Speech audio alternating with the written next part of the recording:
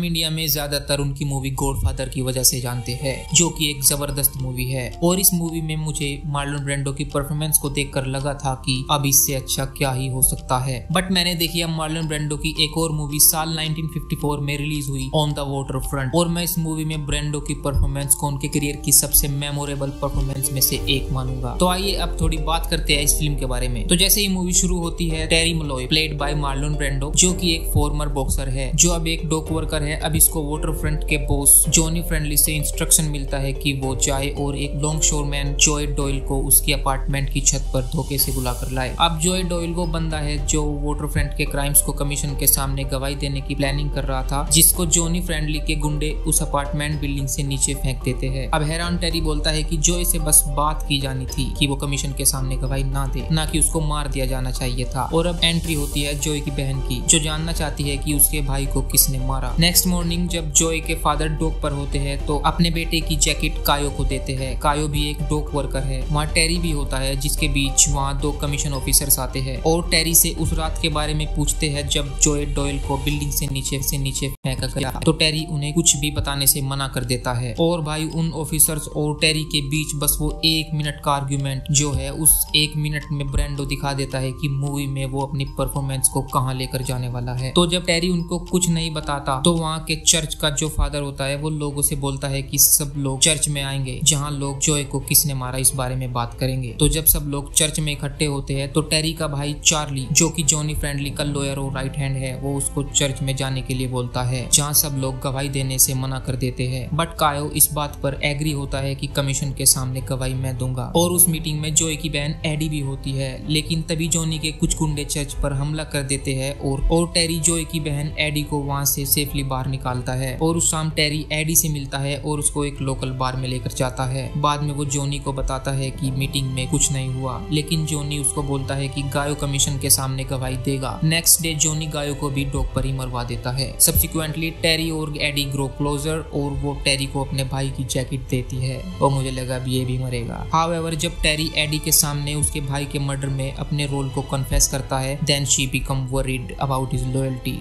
जिसके बारे में जॉनी को पता चल जाता है। और वो उसके भाई चार्ली को टेरी के पास भेजता है कि वो कमीशन के साथ कोऑपरेट ना करे और उस लड़की से दूर रहे, जिसके बदले में वो उसको अच्छा खासा पैसा देने की बात बोलता है। लेकिन टेरी मना कर देता है। That leads Charlie to pull out a gun. और फिर चार्ली उसके बॉक्सिंग करियर की बात करता है और तब टेरी बोलता है कि उसी की वजह से उसका बॉक्सिंग करियर खत्म हुआ है। और ये बनता है मूवी का सबसे मेमोरेबल सीन। भाई क्या स्पीच दी है लोंडे ने। भाई लोग उन दोनों भाइयों का वो आर्ग्यूमेंट जब वो टेरी बॉक्सिंग करियर के बारे में बात करते हैं, जो खत्म हुआ था सिर्फ एक मैच की वजह से जो चार्ली ने ऑर्गेनाइज कराया था। और फिर टेरी सबसे कूल लाइन बोलता है टेरी से, You don't understand. I could have had class. I could have been a contender. I could have been somebody instead of a bum, which is what I am.